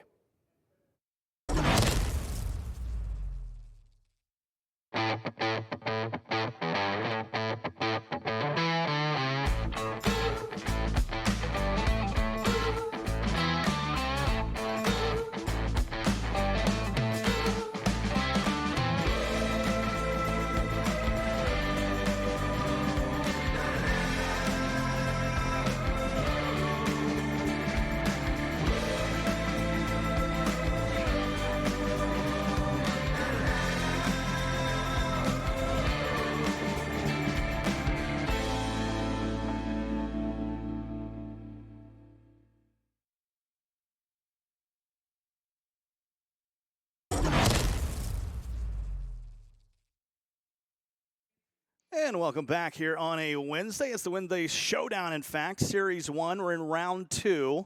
Second time we've done this. And by the way, during the break, we let the authorities know that no one's to move that vehicle, especially you, John. It's sticking here whether you like it or not. All right, then. I'll just have to come back and have another go, that's all. See if we can sneak it out. Your record's so long over in the UK. I don't want you to start a whole new record over here. We got some lovely tracks in America, just like you were down at Long Beach, which is now the. Were they going to rename that the Corvette Winner's Circle? I think they might as well. After that, once again in the GT Le Mans category, Ollie Gavin with his 50th win for Corvette Racing Team. Wow. When I was there a couple of weekends ago with Tommy Milner, and the Brit, super fit, runs marathons for fun, even when there's no one chasing him. Allie, you think we're going to see any penalties here? We're in the adjudication process. We're ready for, to get ready for race number 3. Any penalties you think we're going to see? Nah, squeaky clean from everyone. I didn't see anything there at all. And great, big old cars, big square, massive things, really wide, really fast, and all very clean. Let's take official results here for race number 2, brought to you by our fine folks at Playseat and Plantronics. The question is Lage holding on again? And yes, he is. Box will be in second. Rossi third? Oh. Are we sure? Question mark. Mitch in fourth. If that holds up, then that's big from Rossi right there to have a top 3 finish, but I'm questioning it. Nah, Mitch was third. For my money. Mitch was third. Well, we'll just go backstage and slap some people around a little bit. Have we had any note whether there was any change around because of a violation? Well, we didn't see the pass, Mish, on Rossi. Maybe he used track limits. We don't know. So that's something we'll get sorted for you as quickly as we can. No, when you're right, you're right. Actually, it could well have been a dodgy pass from Mitch. These guys are so confident. They've driven this 919 so many times. You talked about track limits. I think, especially for Roadrunner, that's probably one of the most aggressive. I know it's his vehicle of choice, being the LMP, but he was one of the guys that was pushing the track limits to the very limit, pun intended, of what we saw at Nurburgring. Yeah, and that's what makes him the fastest driver, or one of the fastest drivers in the world, current reigning Forza racing champion. And this guy knows how to take the car right to the edge, right to the white lines, with the rubber just squeaking on the paint, and not get himself told off by the marshals, not giving himself penalty. The thing about Forza that I've noticed in the championship that we've been running this year is it is so realistic that when someone's been off the track, you can see the grass in the front. Yeah. So even if we haven't seen it, we saw clearly there was dandelions in the front of the car. I wasn't kidding when I said that. So, that's the whole point of how realistic that is. That'll give the judges of fact, our adjudicators, the chance to look back and see if there was anything untoward went on. We'll get some kind of confirmation on that in a moment. Well, it's time for my kind of racing. It's going to be NASCAR racing, and the question is what track did the community pick out there? Let's take a look. And it is. Oh, you've chosen Watkins Glen. You've chosen well. How does it feel, Brian? So it will be Watkins Glen, and we will be in the number 24 car, which will be the car driven by Hendrick Motorsports. And for more on the car on the track, let's go down to Meckburg. Let's be honest, there's no wrong answer here. Road America, Watkins Glen, they're both fantastic. But this is American racing, right? We've got NASCAR cars on a place where NASCAR heads to. One of the few road tracks that NASCAR races on in the series, Watkins Glen, upstate New York, fantastic track, high-speed track. This is an incredible, even that first corner, it looks really steep, but you can get some speed going through there, and you need to because, boy, you are full throttle up until that right-hander at the end, past the bus stop chicane. So Watkins Glen, full speed. These guys are going to be driving cars that are much larger than they're used to. This is a far cry from the BMW M2 behind me. This is the more SUV size, this race car. This is American racing. You can listen to that engine sound, 725 horsepower. One thing that's really interesting to me about this NASCAR, these guys are going to be dealing only with 4 gears. So not a lot of opportunity to correct mistakes by shifting up or shifting down. You're going to have to kind of commit to the gear you're in and hope for the best. Be really careful with that acceleration out of these corners. Carry that speed from one corner to the next. European racers in American race cars, guys. It's what we've been waiting for. Now, this is Chase Elliott 24. He did lead a few laps last year at Watkins Glen, but didn't come up with the victory. It was Truex Jr., but actually in stage 2, he pitted early and came out and actually had the lead here. And for me, I wish the bus stop was out there for these guys to have to negotiate that. Let's take a look at the grid real quick. As you mentioned, it's a reverse grid. You take the totals of race 1 and race 2, and that's what we come up here for race number 3 on the grid. You can see it's going to be, let's see, that's race number 2. We're looking for the reverse grid. I think you're going to see guys like Mr. Jack, Chemical, guys that have been running the back. They're going to have to start at the front. The interesting thing here is, for the first time today, Box is going to start ahead of Lage. It just happens to be in 11th place. Yeah, exactly. We can say that for sure, right? That Lage is going to be right plumb last starting this race. And he hasn't been someone who's impressed us with his overtaking yet. So this is his chance to shine. Lage, can you do it? So this is going to be very, very interesting indeed to see if Lage can come through from the back. It's not the easiest thing to do. For me, £3,300 car, this is going to be all about weight transfer. So pretty much flip that on its head. We're going to have Mr. Jack out in front. Chemical will be starting second. And as you can see, it moves back. It'll be Lage all the way in the back.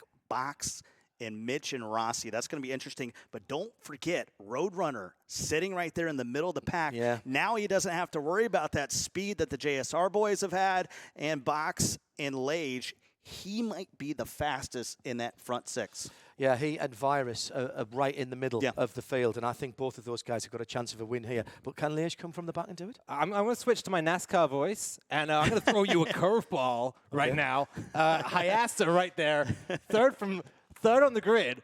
And I've seen him do crazy things as a defensive driver. That guy, when he starts defending, he knows how to hold someone behind him, even when there's a massive speed difference. Okay. I'm interested to see how Hayasa does. That would have Mr. Jack and Chemical running away and him being just an absolute log jam in that 3rd spot. So it's going to be interesting. We love the reverse grid. It's new this week. It was a reverse of race number 2. Now it's a combination of race 1 and race 2. That way you can't, and no one's done this yet. I don't want to name names out there, but now there's no chance of sandbagging in race number 2. It's all about that culmination and really gives you that a true reverse grid for race 3. I actually think that's a great idea, and it's something that we could take on in full-size motorsport. In karting, for example, you normally race 3 races and a final, which is often many drivers' introduction to motor racing. But what you're doing then is collecting points to get to the front of the grid. It would be quite interesting if on that 3rd of those heats in karting, you did a reverse grid and had people come back through again. Let's go to the race.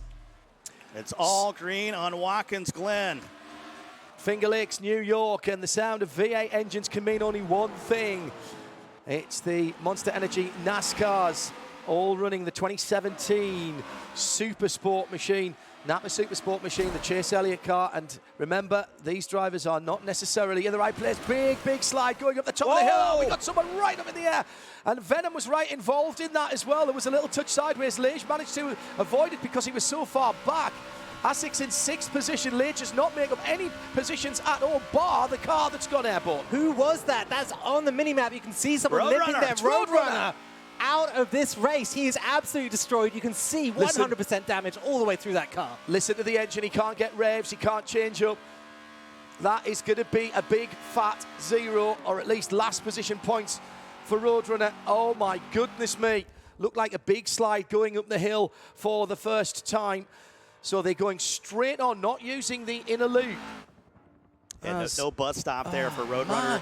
Just a bit unlucky. It happens. There's so many things that can happen during a race, but people say, oh, we're not ready for NASCAR. I'm ready for NASCAR. This is what we've been waiting on.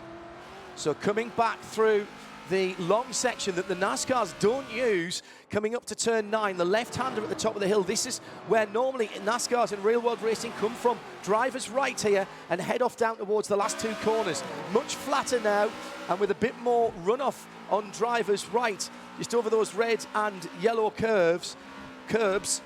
very, very close to the exit wall as you come out on the start-finish straight. And in fact, 7 hit the exit wall and just traded a bit of paint with it. I love it, just hanging the back out there as he powers down those big rear tyres you get on these NASCAR, flaring up, big set of 11s behind him, painted onto the asphalt. We got a glimpse earlier of Lage and Box trailing each other 9th and 10th through this race. I don't know if they've managed to move up further than that. Not yet, I don't think. You know, in the 919 we had in race number 2, you could really push the limits of the track. I think with this number 24 Chase Elliott car, you got to keep it clean. You can maybe get up a little bit on the rumble, but you got to think about pushing that throttle, getting out of the corners. So it's still Mr. Jack who is leading this out, and no one's made any big moves yet. This is the joy of this reverse grid racing. So we're calling a guy that went 25 feet in the air not a move. It looked like a big move to me. Yeah, all right. No positions made up there. All right, I'll take that. I will absolutely take that. 7 in 4th, and now that has been a couple of positions made up there as they're going through the toe of the boot and up to the heel of the boot now. Over the top of the brow, it's another difficult spot to pick your braking. And in these 3,300-pound cars, it's all about getting the weight going forward as you turn in. But you can't really trail the brake into the corner because the back end then just doesn't want to go where you put it. Oh, slight mistake there for 3rd position and 4th, and 7 having another little look there. It is easy to defend here, Ali, but if you start defending too much, you're going to really compromise your exit of these corners. And there's actually some long, fast straights. It's all about compromise, isn't it? But look on the mini-map there, a little bit further up the road. Roadrunner has made his way round the track into the pit lane. He's coming out with a refreshed car. He's coming out just in front of the leaders. Will he have an effect on this race? Blue flags will be out. Will he play kind, or will he start looking at the people that he could affect the race of? Yeah, the question is who's the one that sent him airborne? Are we having a Days of Thunder situation? Is somebody going to hit the pace car coming out of here? Because someone's got to pay for making him have the donut. I tell you what, this is Chase Elliott's car, number 24. He went straight out there and wrecked Hamlin after he knocked him off the track. I'm still surprised to see that our fast guys from the back haven't really made up a huge amount of ground. There's good racing right through the field. Mr. Jack still leading. Is that Commando in second? Yes, it is. And he's out on the paint, coming up to the heel of the boot. Going to have to defend pretty heavily. Goes up the inside. And maybe 7 here can get the run on the right-hand side. If he gets the power down early, might be able to make up a position. So hard here. These European racers are hating every second of this. Oh, these are great cars to drive in the real world. Fortunate enough to be behind the wheel of a couple of these V8 engine monsters. And it's just immense amounts of torque. No contact. That's all right, that's fine. This is NASCAR, man. Why do you think they've got those big bumpers and no real headlights? Just so you can give somebody a little love tap to remind them where you are. 7 getting down the inside there. Whoa. Big slide. Now, that'll be looked at later, but I think that will probably be okay. Not sure he got the position made, though. Yes, he did. He's gone through. He did. A little bit more than a love tap there on Chemical. Really catching each other out. Way off track. He's there into turn 1. Just got to hang it out now, roll off the brakes, get up the inside. And that's going to be 2 positions made for 7 in 2 corners. That's a great run. Now, I'm not sure really the best thing to do was to try and fight that out by Essex. And he might have lost, he almost lost 2 positions there, but he drops in behind. You know, Sam, 7 looked so good in the New York Invitational 2 years ago. I've been waiting for him to wake up in this series. Maybe this is the race that can give him some confidence going forward. Essex has had a good run to 4th, and he's not happy with that as he comes through, having a look into 3rd. And here's Rossi. Rossi has slipped up to 5th position with all the melee that went on in the early laps. And Rossi now taking advantage of this battling ahead of him as they head through the outer loop and down into the heel of the boot. Is that Box in 6th? Yes, it is. He's starting to climb our circuit here.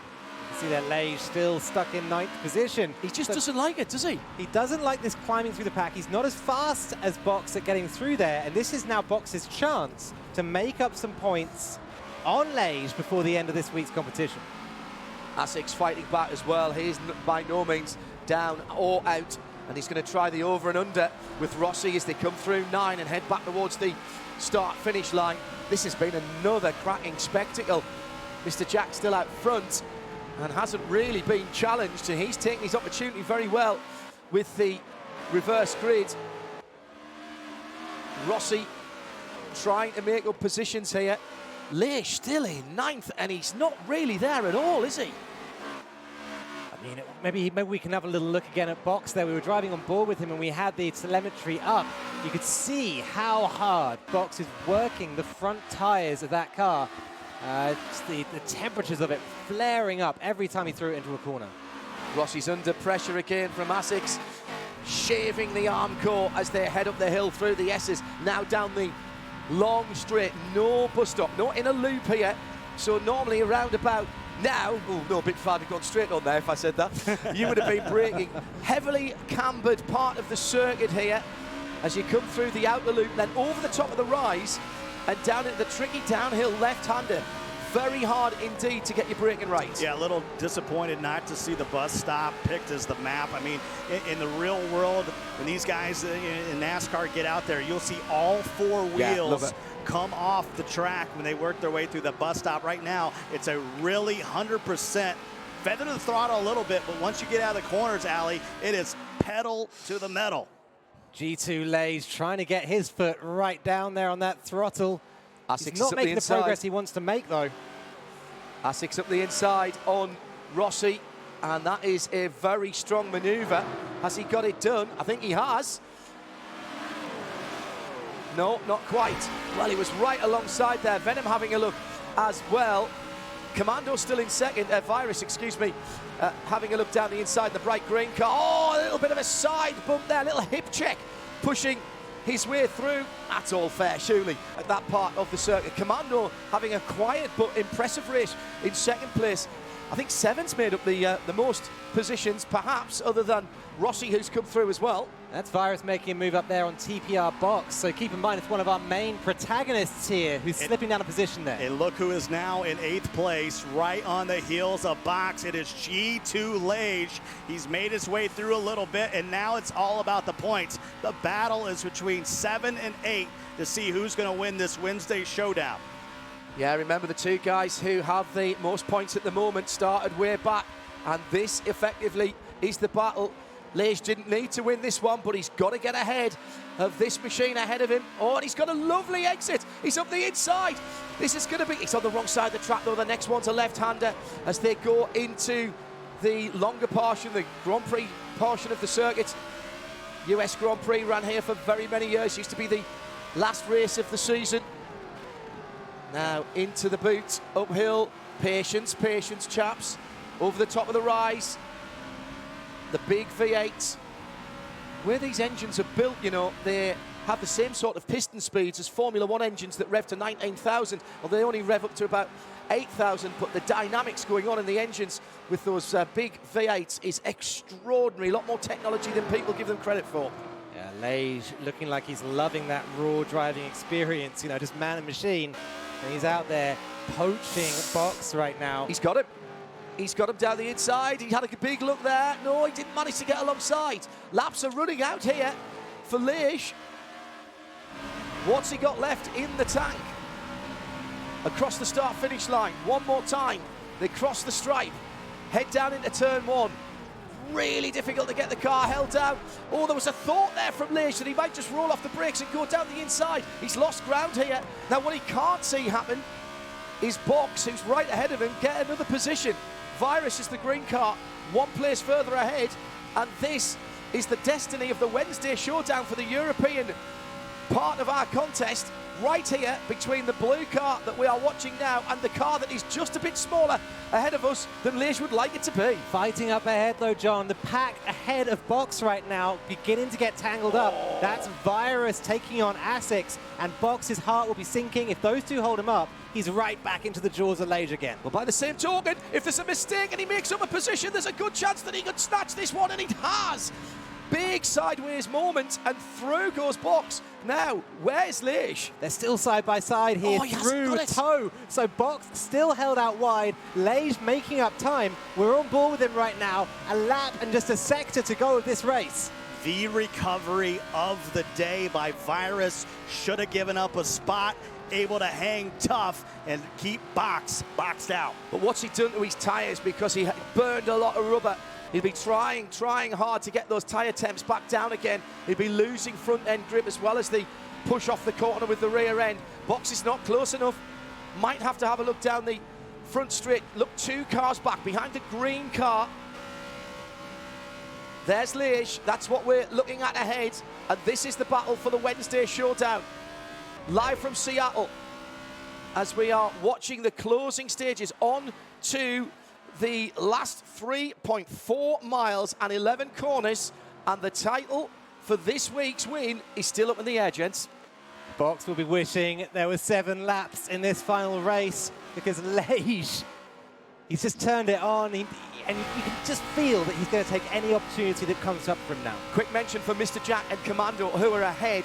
We're not seeing them because they are driving away from the rest of the field. I have to say, mind you, Roadrunner, since he's pitted, has been doing really good lap times. But this is the battle for the Wednesday Showdown. And for top points, in behind the bright Viper green machine with a few little dings on the right-hand side door. And Box has got to do something here. He's having a look. It's gone wide. Looks like the green car's gone wide again. Yes, it has. But he just can't make it. That's great driving again from Virus. How has he managed to hold on to that? And now wobbly in the braking there, Virus, just shaking that car around. Box has got to run now up the back straight and towards this last sector. Into turn 8. Just 3 more corners to go. 2 potentially with an opportunity to pass it. Liège is right there, right there. Mitch is in the fight as well, you know. He could, if he makes up a position and demotes Liège, this blue car, that would make a big difference as well. We still don't know who's going to win the Wednesday Showdown. 2 corners to go. It's going to be tight. Well, it all comes down to this. Box, if he can hold a defensive line here, he's going to get some good points, but right now it's all Liège as far as Wednesday goes. To the line, our winners have gone through, but this is the battle. It's quite a long run, but it is going to be Liège who comes through. Wow, Box may not quite have done enough. He needed a bigger difference, John. He needed to be right up there at the front of this pack, and he's just managed 1 in front of Liège. It might not be a big enough point margin. Wait a minute. No, this is the last lap now, is it? Have I miscounted? I might have thrown you some wrong information. These guys are still racing right now, guys. I think we're locked in here on late. It's all checkered flags. Okay. So they are on, well, we could call it the 9th lap, but okay. This is in the books. 3 races. Ooh. Some good racing in Europe. Surprise, surprise. It happens each and every time we come out here. And we called for it. We called for Watkins Glen. We wanted to see this Chase Elliott number 24 out there on the track. It did not disappoint. Liège got caught in 10th place for majority of those early laps. Box was making some moves, but Liège continued to be patient, move up, couldn't go past Box, but this should be enough points provisionally for him to be taking the Wednesday Showdown here in round 2. Yeah, I think I agree. I think Liège has done enough. I think it's sad that we're all here at Roadrunner's funeral. And rest in peace to him. Mr. Jack won it and did a really good job at the front of the field, actually stretched where Roadrunner came into pits and then did some decent lap. But BAM7 got the fastest lap, so well done to them at the front of the field. Didn't see too much of it just because of what was going on behind.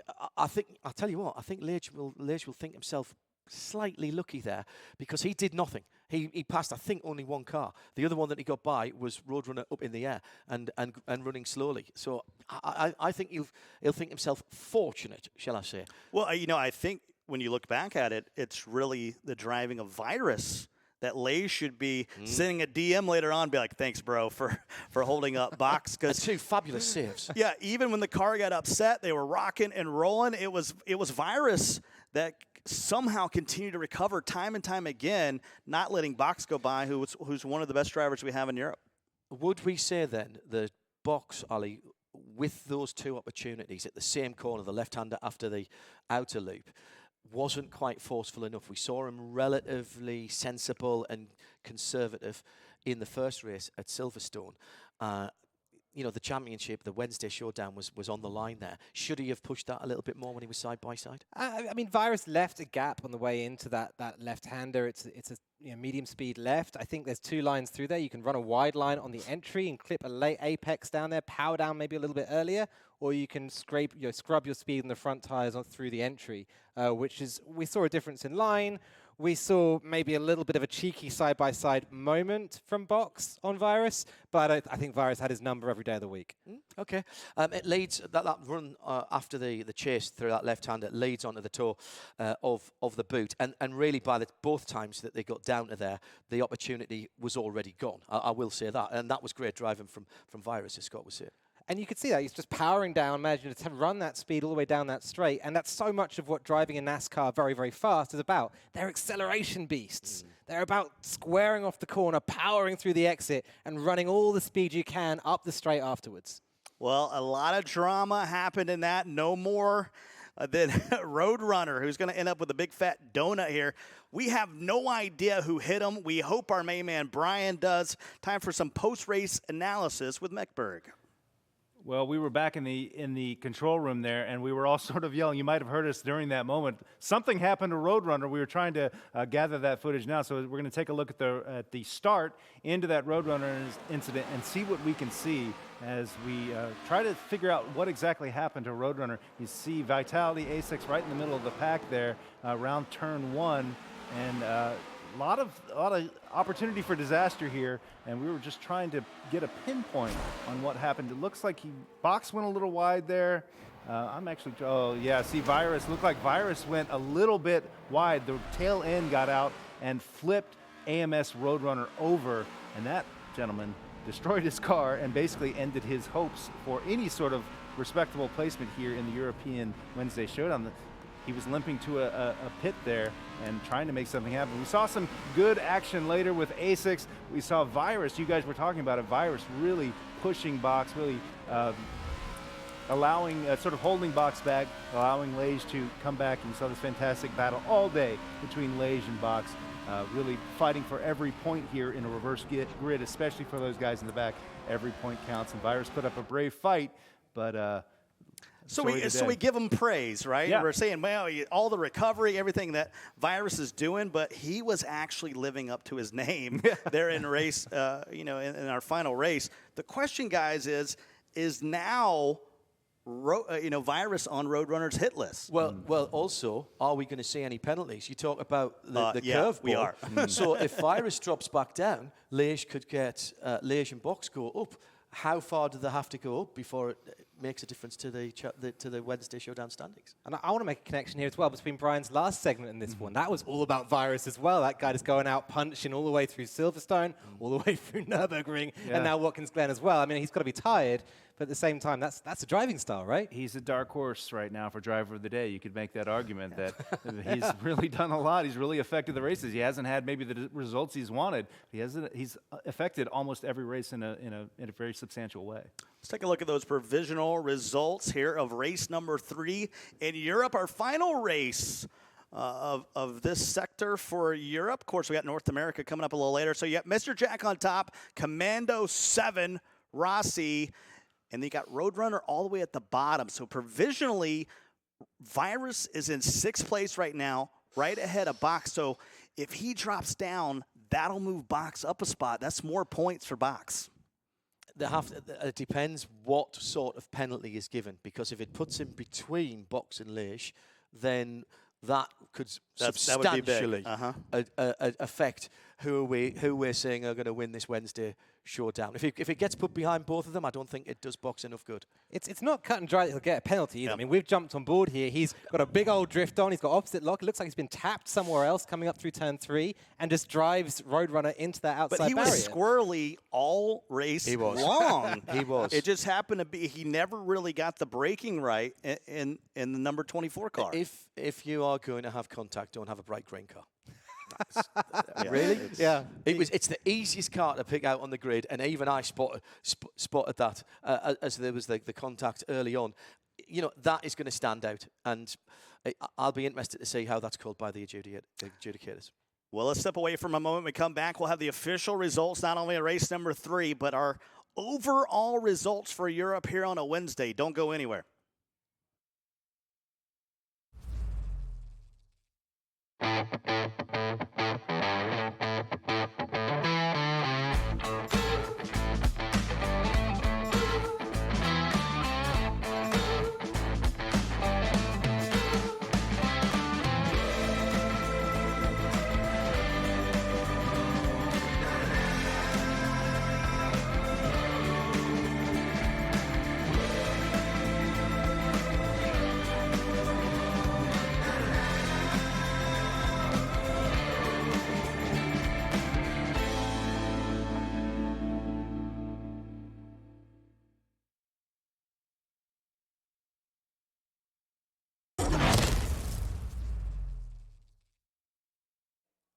And welcome back to Seattle, Washington, the home of the ForzaRC, especially for the Wednesday Showdown here. Of course, we're going to be in Mexico City. We're going to be handling London down the stretch here. Ali Tack, John Heinhoff from IMSA Radio. And although we are in the adjudication process here, something tells me this is not going to be a quick adjudication because there are real series points here at stake.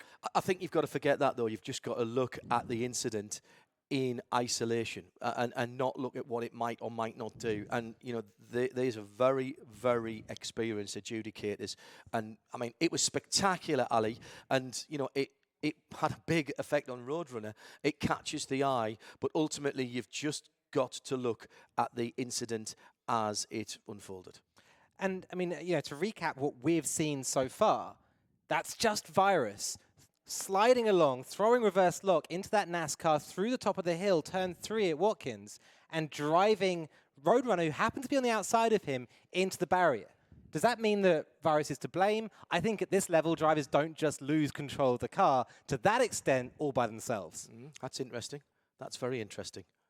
Well, I mean, when it comes down to this, it's all about not only clean racing, but aggressive racing. Yes, and there's a fine line to that. And, you know, I think this final race has been so key for Europe. And I know we're going to have a little extra time here with the adjudication. Let's take another moment. Let's go back to Brian Ekberg and just let's look at this again, Brian. But, you know, don't you know, when you look at this, you know, scenario here, we saw Virus get loose, get into Roadrunner. That's going to give Roadrunner a donut. The question is, like John was saying, is if he's penalized, where is he going to fall, and how much is that going to affect Box and Lage? I think there's an unanswered question here. We saw in the replay, and if they bring it up, you'll see it, that in that moment, Virus was loose, and he sort of scooped AMS up and threw him in the air. We don't exactly know what caused Virus to get loose there. Was it a mere, you know, over acceleration out of the corner? Did he make contact with someone? It's tough to tell exactly what's happening, and I bet that's exactly what the adjudicators are looking at. Was this a driving incident? Did somebody cause the contact that Virus was looking for? You see a little contact between Commando there, right there. But in that moment, yeah, there's the moment where you see Virus taking over, sort of scooping up Roadrunner into the air. What we don't know, we saw in the earlier replay that Virus's tail was out on that left-hander. We don't exactly know what caused that contact, or if it was a simple driving mistake. In real-world racing, that would be called avoidable contact. And it comes back to what you were saying, Ali, about the situation of drivers at this level and, you know, what are they doing. In real-world racing, in IMSA racing, that would be called avoidable contact. But that said, was it deliberate? And that's a very, very subjective decision to make. There's a moment, isn't there, where you lose control of the car, and it's like, I can ruin my own race, or I can maybe wreck someone else's and get away with this. Right, you know? right. Maybe he's thinking, I'll take the easy option. Is the part of the race factor in? Because it's lap number 1. You're just getting going. You're not really lathered up yet. And usually at the start of the race, especially going down to a turn 1 or through turn 1, it is full throttle. You're fighting for position.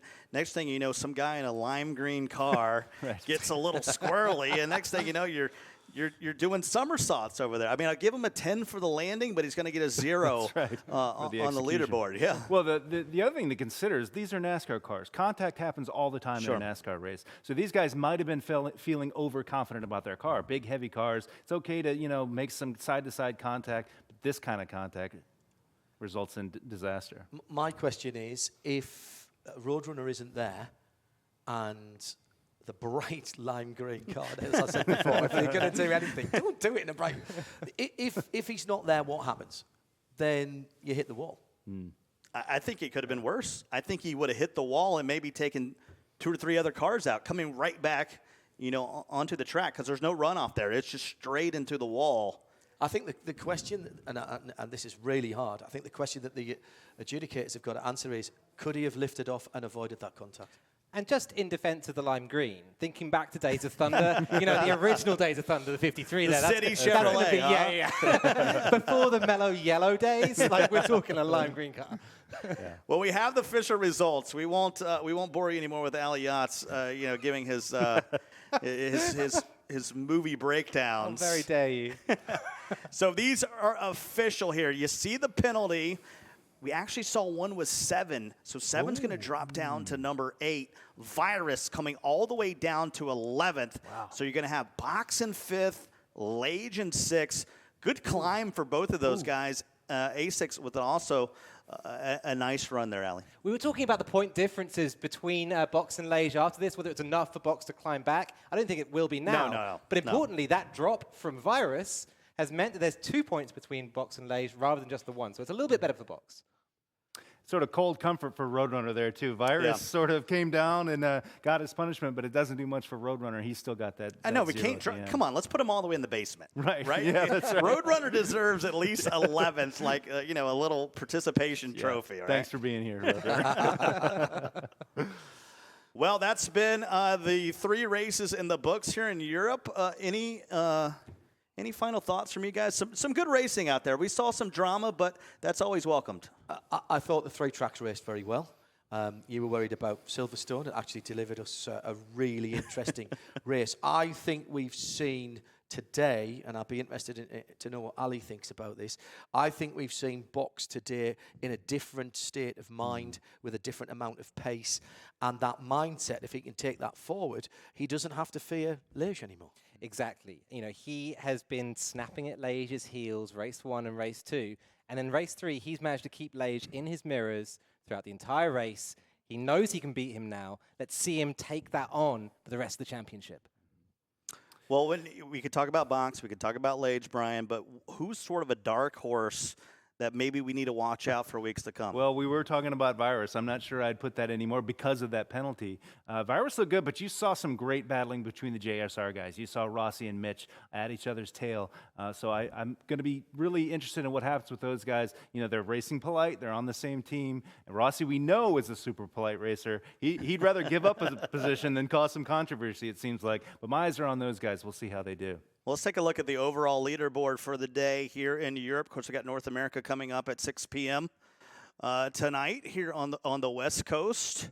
You can see Lage on top, 20-20. This time it's not a donut. He gets that 6 points. That's enough for an 8-point victory here on a Wednesday. Box looked really strong, just could not overcome what Lage was throwing out there today. But a tip of the cap, guys, to Rossi, who started the day middle of the pack, but fought up a couple extra spots to get some nice points there at 34. Yeah, and I say the same for Mitch. And look at Mr. Jack as well, with courtesy of the reverse race, took his opportunity, comes out with 21. Okay, 20 of those was in the final race.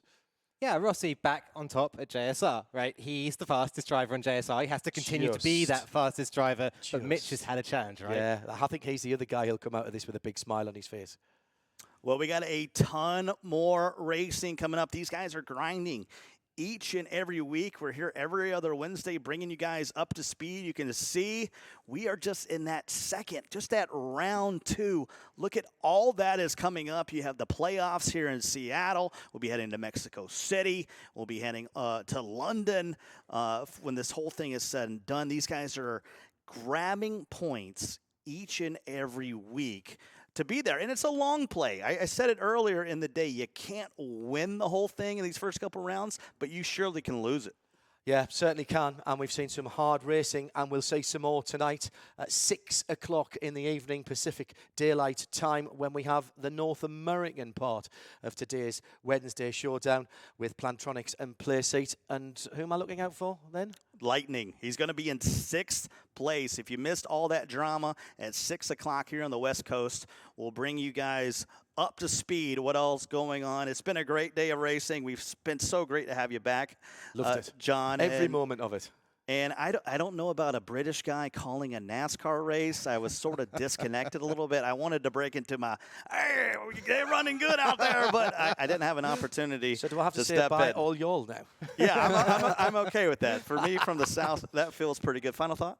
Yeah, I mean, great racing today, super fast. If you guys missed out on the racing, you didn't manage to score any points there towards your Forza Racing Championship, tomorrow we're going to be starting with the booster races. You can get right out there, set a time on that, and scrape some points back. So stay tuned tomorrow as well on Forza where you can find that challenge. Yeah, that's the secret sauce. A lot of people don't know. They think these races, although they are super important, iron sharpens iron. You're seeing who's the really best. You can get out there mid-week into the weekend, really rack up some points, and we could see you here on a Wednesday. We're going to take a little break. We're going to go out and, I don't know, maybe find some Mexican food around here somewhere, and when we come back, it'll be 6 o'clock here on the West Coast, 9 p.m. on the East Coast. Can Lightning, after a big penalty this week, fight his way to the top? We're going to find out with you in just a few hours. We'll see you then.